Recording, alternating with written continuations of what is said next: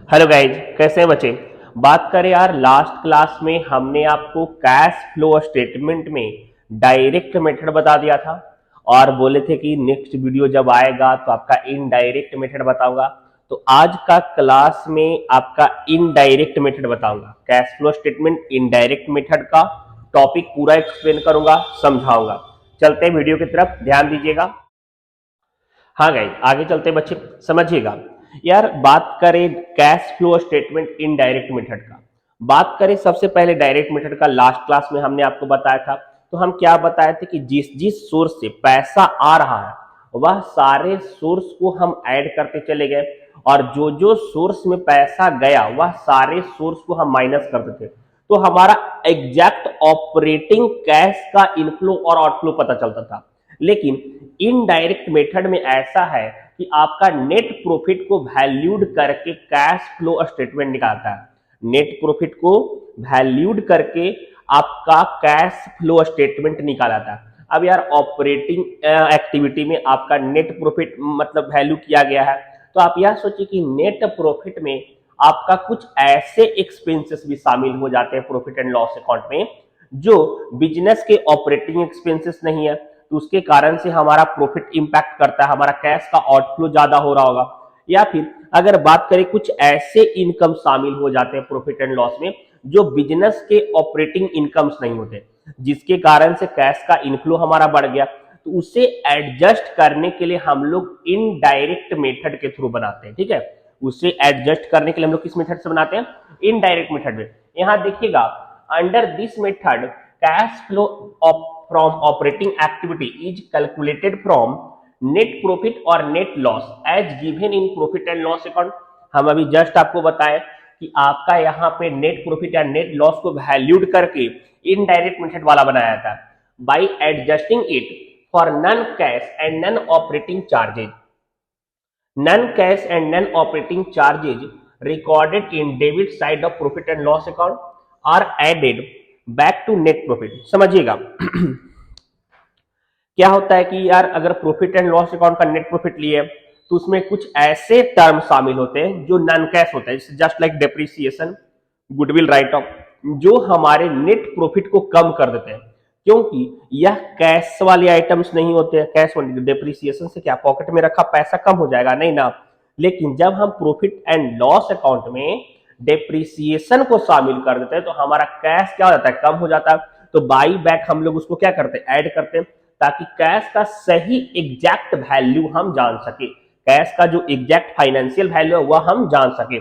साथ साथ कुछ ऐसे आपके नॉन ऑपरेटिंग क्रेडिट भी शामिल हो जाते हैं जिसके कारण से कैश हमारा बढ़ जाता है, तो हम लोग उसे क्या करते हैं? डिडक्ट करते हैं, घटा देते हैं, ताकि हम एग्जैक्ट कैश का वैल्यू निकाल सके। आपका देखिए, मैं आगे आपको एक प्रिपेयर चार्ट बनाऊंगा जिसमें आपका cash flow statement indirect method का पूरा सीट है और एकदम समझाते चलूंगा। चलते हैं वीडियो की तरफ, ध्यान दीजिए।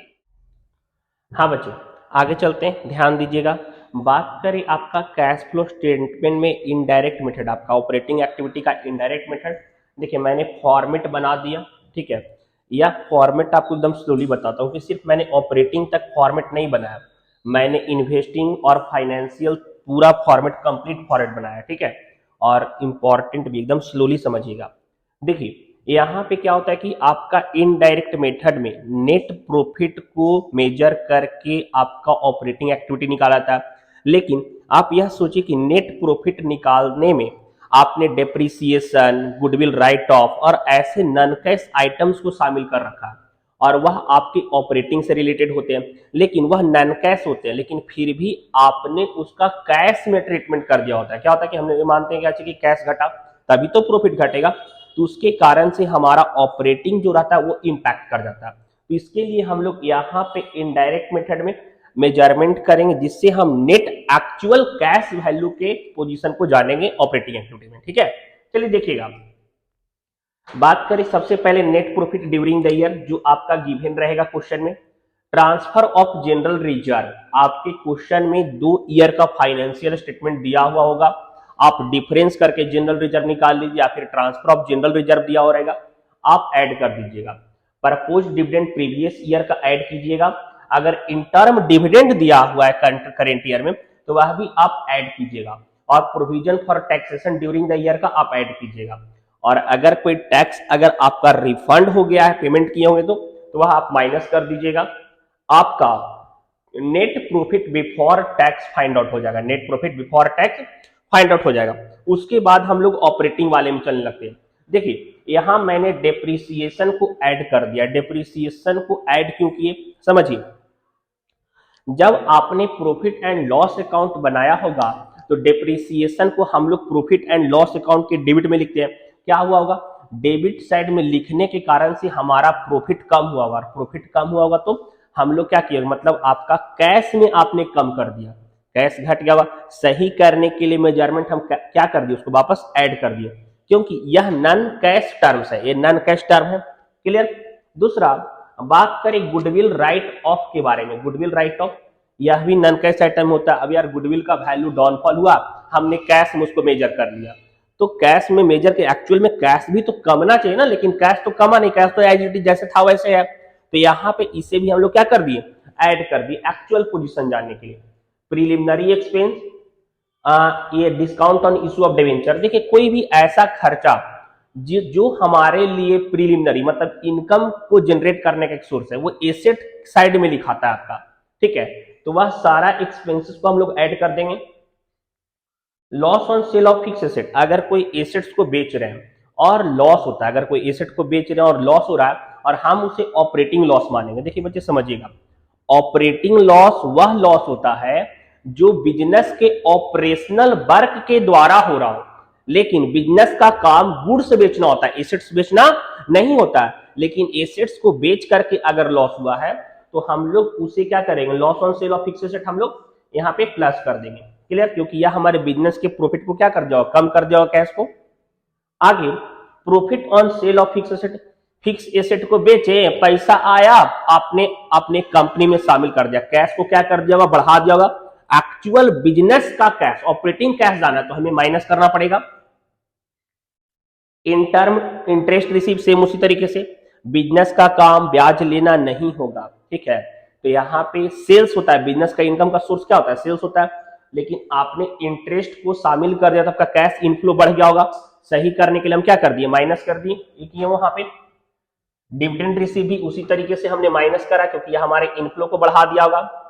अब कह रहा था यहाँ पे operating, increase in current liability, अगर करेंट लायबिलिटीज हमारा बढ़ता है तो हमारा कैश का इनफ्लो होगा, ठीक है, क्योंकि ऑपरेटिंग से रिलेटेड होता है current liability.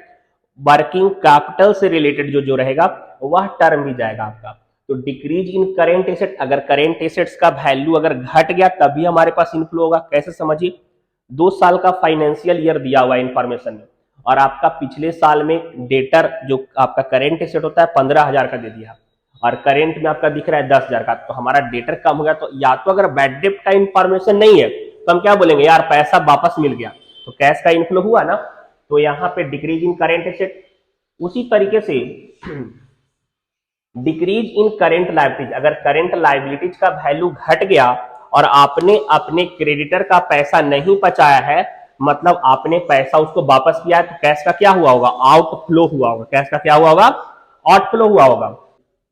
Increase in current asset, current asset का वैल्यू अगर बढ़ गया तो अभी सपोज डेट यार, अगर आपका डेटर पहले 10,000 था, करेंट ईयर में डेटर 15,000 दिख रहा है, तो क्या बोलेंगे भाई 5,000 का डेटर हमारा बढ़ गया, मतलब हमने और गुड्स उधार बेच दिया। आपका कैश का एक तरह से स्टॉक आपके लिए कैश है, तो आपने कैश का क्या कर दिया, आउटफ्लो कर दिया। क्लियर।